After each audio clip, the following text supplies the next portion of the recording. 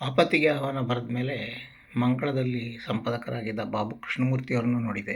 ಅವರು ಮುಂದಿನದು ಕೂಡ ಯಾವುದಾದ್ರು ಪತ್ತೇದಾರಿಯೇ ಬರಿ ಎಂದರು.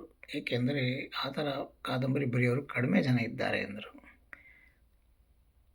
ಯಾವುದೋ ವಿಷಯ ಹೊಳಿತಿಲ್ಲ ಸಾರ್ ಅಂದಾಗ, ನೋಡು ಇದೇ ಇದೆ ಕನ್ನಡಪ್ರಭದಲ್ಲಿ ಅಂತ ಅಂದಿನ ಒಂದು ಸುದ್ದಿ ತೋರಿಸಿದರು, ಸತ್ತವಳು ಎದ್ದು ಬಂದಾಗ ಅಂತ. ಅದನ್ನೇ ನಾನು ಪರಿಶೋಧ ಅಂತ ಕಾದಂಬರಿ ಮಾಡಿದೆ. ಅದನ್ನು ರಮಾಕಾಂತ್ ಅವರು ಇನ್ನೊಂದು 3-4 ದಿನದಲ್ಲಿ ಕೊಟ್ಟರೆ ಕನ್ನಡಪ್ರಭದಲ್ಲಿ ದೈನಿಕ ಧಾರಾವಾಹಿಗೆ ಪ್ರಕಟಿಸ್ತೀನಿ ಎಂದರು. ಸೊ ವೇಗವಾಗಿ ಬರೆಯಲು ಶುರು ಮಾಡಿದೆ. ಆ ಸಮಯದಲ್ಲಿ ಯಂಡಮುರಿಯವರ ಜನಪ್ರಿಯ ಕಾದಂಬರಿ ಬರೆಯುವುದು ಹೇಗೆ ಬಂದಿತ್ತು, ಅದರಲ್ಲಿ ಕಾದಂಬರಿಯ ಆರಂಭ ಚೆನ್ನಾಗಿದ್ದರೆ ಜನ ಮುಂದಕ್ಕೆ ಓದ್ತಾರೆ ಅಂತ ಬರೆದಿದ್ದರು. ಸರಿ, ಅವರ ಕಾದಂಬರಿಯ ಆ ಜನಪ್ರಿಯ ಕಾದಂಬರಿ ಪುಸ್ತಕದ ಒಂದು 3 ಆರಂಭಗಳಿದ್ದವು ಅವರದು. ಒಂದು ಸಸ್ಪೆನ್ಸ್, ಒಂದು ಹಾರರ್, ಒಂದು ಕಾಮಿಡಿ, 3ನ್ನು ಸೇರಿಸಿ ನನ್ನ ಪುಸ್ತಕದ ಆರಂಭ ಮಾಡಿದೆ. ಕಾದಂಬರಿ ದೈನಿಕ ಧಾರಾವಾಹಿ ಆಯಿತು ಕನ್ನಡಪ್ರಭದಲ್ಲಿ. ನಂತರ ಅದನ್ನು ಅಲ್ಲಿಯೇ ಓದಿದ ಲೇಖಕಿ ಅಶ್ವಿನಿ ಅವರು ಇದರಲ್ಲಿ ಕೊನೆ ಅಷ್ಟು ತೃಪ್ತಿಕರವಾಗಿಲ್ಲ, ಬದಲಾಯಿಸು ಎಂದರು.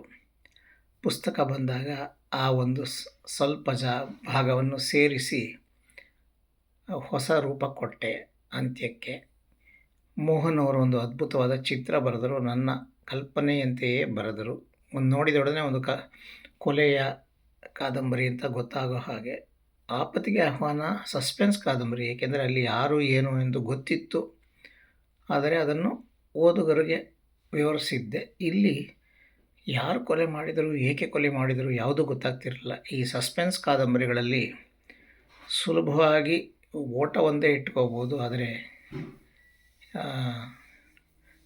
ಮಿಸ್ಟ್ರಿ ಕಾದಂಬರಿಗಳಲ್ಲಿ ಮೊದಲು ಏನು ಎಂಬ ಆಶ್ಚರ್ಯ ಬರಬೇಕು ಜನರಿಗೆ, ಆಮೇಲೆ ಹೇಗೆ ಎಂಬ ವಿವರಣೆ ಕೊಡಬೇಕು, ಕೊನೆಯಲ್ಲಿ ಏಕೆ ಎಂದು ಬರೆಯಬೇಕು. ಹೀಗೆ ಇದನ್ನು ಬರೆದೆ. ನಾನು ಆ ಸಮಯದಲ್ಲಿ ಕೆಲಸ ಮಾಡುತ್ತಿದ್ದ ಟೀ ಎಸ್ಟೇಟ್, ಕಾಫಿ ಎಸ್ಟೇಟ್ಗಳ ಕೆಲವು ಜಾಗಗಳನ್ನು ಇದರಲ್ಲಿ ಬಳಸಿಕೊಂಡೆ.